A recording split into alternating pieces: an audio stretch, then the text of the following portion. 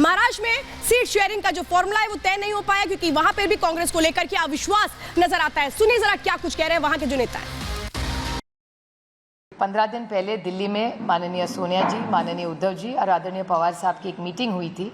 उसमें seat sharing की बहुत सारी बातें साफ हुई थी। फॉर्मूला का भी निर्णय लिया था और सिर्फ ऑफिशियल आप तक पहुंचाया नहीं गया। अगले 8-10 दिन में वो भी हम आपको बता देंगे। महाविकास आघाड़ी में सीट शेयरिंग के ऊपर कोई मतभेद नहीं है और जल्दी ही उस बारे में घोषणा हो जाएगी। तो मैं स्वागत करता हूँ, हम सब स्वागत करते हैं, हम सब एक हैं और वज्रमुठ जो है हमारी महाविकास आघाड़ी की वही हमारी ताकत है। 1-2 सीट के लिए हम कोई तनाव निर्माण नहीं करेंगे हमारे आघाड़ी में। और आइए अब जरा एक और नाम जिसके बारे में चर्चा हो रही है वो है अखिलेश यादव। उत्तर प्रदेश में माना जा रहा है जो इंडी गठबंधन के प्रमुख चेहरे हैं उनमें अखिलेश यादव है। अब समाजवादी पार्टी को एमपी चुनाव में कहीं तवज्जो नहीं मिली थी क्योंकि कांग्रेस ने तवज्जो नहीं दी थी। इस बात से जो अखिलेश यादव है वो बहुत नाराज है और ये कह रहे हैं कि वो लोकसभा चुनावों में इसका बदला लेंगे। अखिलेश ने कांग्रेस को धोखेबाज करार दे दिया है। अखिलेश यादव कह रहे हैं कि कांग्रेस तो यकीन करने वाली पार्टी नहीं है, तो धोखेबाज है। और यूपी में अपनी शर्तों पर सीट शेयरिंग का फॉर्मूला अखिलेश यादव रख दिया। यूपी में एसपी दूसरी सबसे बड़ी पार्टी है और अगर वो अकेले चुनाव लड़ने का फैसला करती है तो फिर कांग्रेस क्या करेगी। 2019 में कांग्रेस को सिर्फ एक सीट पर ही जीत मिली थी और इसीलिए अब देखना ये दिलचस्प है कि हर किसी की अपनी अपनी राह है इंडी गठबंधन में। क्या ये राह एक साथ आती है या फिर सब अलग राह में चलना शुरू कर देते हैं और इंडी टूट जाती है, देखना दिलचस्प है। तो ये देखिए कितना दिलचस्प समीकरण नजर आता है। यहाँ पर अभी भी ये लोग ये नहीं देख पाए कि बीजेपी को हराने के लिए क्या स्ट्रैटेजी हो। यहाँ पर एक दूसरे से ही लड़ते ये लोग नजर आ रहे हैं। और देखिए अब कांग्रेस जिसने 2019 में 52 सीटें जीती थी, लेकिन 2024 में कितनी सीटें जीत पाएगी कांग्रेस? क्योंकि सवाल तो यह है कि कांग्रेस के साथ तो उसकी विपक्षी पार्टी जाने को तैयार नहीं हो रही। क्या कांग्रेस के ऊपर विपक्षी पार्टियों को अब यकीन नहीं रह गया है जो इनके घटक दल है? क्या उनको यकीन नहीं रह गया है जो इंडी गठबंधन का साथ निभा रहे थे? क्योंकि हमने देखा कि जो विधानसभा चुनावों के नतीजे आए उसमें कांग्रेस को कैसे हार का सामना करना पड़ा और वो राज्य जो उसके पास थे वो भी उसे छिन गए। क्या यही वजह है कि अब अविश्वास होता चला जा रहा है और इसीलिए जो इंडी के घटक दल है वो कांग्रेस को साथ में लेकर के चलने को तैयार नहीं है? क्या उनको ऐसा लग रहा है कि कांग्रेस अगर साथ आई तो हम सब हार जाएंगे? अब ये 2024 का ये जो चुनाव है, क्या लगता है चुनाव के पहले तक ये साथ रहेंगे या फिर सब बिखर जाएंगे? देखिए रिपोर्ट।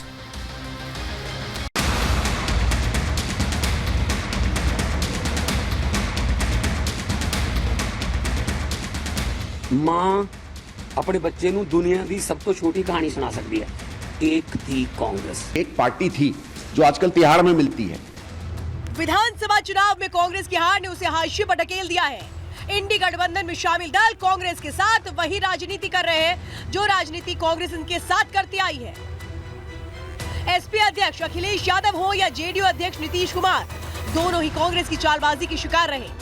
जहां मध्य प्रदेश के चुनाव में कमलनाथ ने अखिलेश को दरकिनार किया, वहीं गठबंधन का मंच सजाने वाले नीतीश को भी कांग्रेस ने ही नजरअंदाज करना शुरू कर दिया। 3 राज्यों में मिली करारी शिकस्त के बाद इंडी गठबंधन में शामिल कई दल अब कांग्रेस को आंख दिखाने लगे हैं। 5 राज्यों के चुनावों से पहले कांग्रेस गठबंधन में सीट शेयरिंग को मुद्दे को टालती रही और अब आलम यह है कि कांग्रेस के साथ कोई भी दल अपनी सीटें नहीं बांटना चाहता। जहां पश्चिम बंगाल की मुख्यमंत्री ममता बनर्जी लोकसभा चुनाव में अकेले दम पर बीजेपी से टकराने की बात कर रही हैं, वहीं पंजाब के सीएम भगवंत मान ने कांग्रेस को कहानी का हिस्सा बता दिया है। पंजाब ते दिल्ली च मां अपने बच्चे नूं दुनिया की सब तो छोटी कहानी सुना सकती है। एक थी कांग्रेस। 5 राज्यों में चुनाव के बाद से जहां गठबंधन में कई नेता कांग्रेस पर हमलावर हैं, वहीं इंडिया गठबंधन के नेता अब तक ऑल इज वेल का दावा कर रहे हैं।